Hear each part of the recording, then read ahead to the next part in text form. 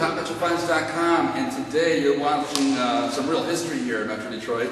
I'm here with Rufino from Valentine Vodka. How you doing? I'm doing great, Ted. Great to be here. This place is awesome, and I'm so excited because I saw your stuff in the doors, and you're happening. You know, we're actually at over 500 accounts all over the state of Michigan. Hopefully soon we're going to expand to a few more states too. Oh, that's amazing. Now, you're looking at the early stages of the tasting room, and you also have the facility here. That's exactly right. You know, we're producing this. It's 100% Michigan made right now, but we're working in conjunction with Michigan State University. So currently, the product has been out for a year.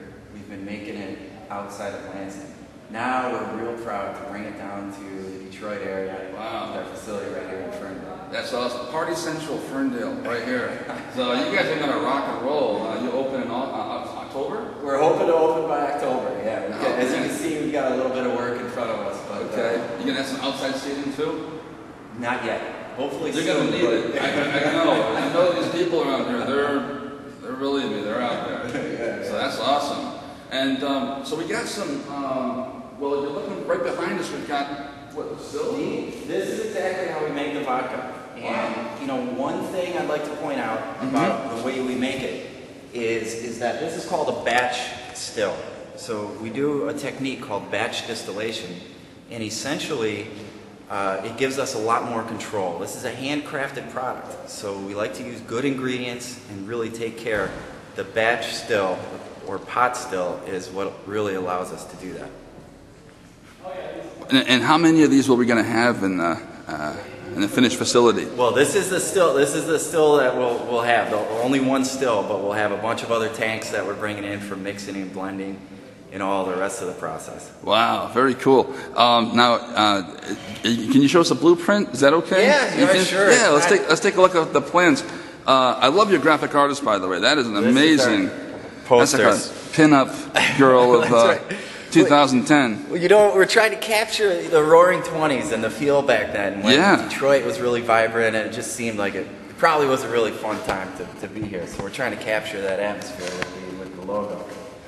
No, that's really great. I noticed also too on your website you got a picture of a boatload of vodka or something being confiscated. Yeah, which is pretty cool. Yeah. Well, we like to have that renegade spirit too, because you know that's kind of how it ties into what we're doing is that we kind of are renegades with the in the vodka industry right now, because all the mass-produced vodkas, the major brands, you know, the techniques that they use and all the ingredients that they use, they're just concerned about the fastest and cheapest way to make it. We're completely opposite of that. Wow. Definitely not the most economical way to make vodka, but in the finished product, you can definitely tell a difference. You know, and vodkas are really a hot thing. I was in Vegas. I stayed at the the Red Rocks Casino. Yeah. And you know, of course, they booby trap the room with all the little bottles of vodka. Yeah. And if you sneeze on them, they charge you like $50. But and the Grey Goose thing was like $40 for this little thing. Yeah. You know, so it's a really hot commodity what you have. I mean, it's like really amazing. I like that you brought up Grey Goose, because our stated mission, at least for the state of Michigan, is to not have another bottle of Grey Goose sold. Wow. Because essentially what we're doing, this is an entirely Michigan-made product. If only 1 out of every 10 bottles of liquor that were sold in Michigan were actually made here, almost $100 million stays in the state. Grey Goose is the #1 seller in the ultra-premium category. Yeah. We beat them 9 out of 10 times in blind taste tests. Wow. So we figure if you can have a better product that is locally made, I mean, everybody wins. That's awesome. That's awesome. Very cool. Yeah. And let's check out the blueprints here. Well, this is what's going to be. So not only are we going to have our manufacturing facility down here where we're going to do all the distilling and bottling, but we're also going to have a tasting room. So what we want to do is get people in here, much like a winery, get people in here, take a little tour of the facility, and then go for the fun part. Come up front and have a taste of a bunch of different vodkas. Eventually we'll have some different liquors as well. And then hang around for a martini or two as well. Oh, that's great. Now, I'm also thinking about flavored vodkas at all in the We're works? developing flavors right now, and you know, right now we're just focusing on making the best darn vodka in the world.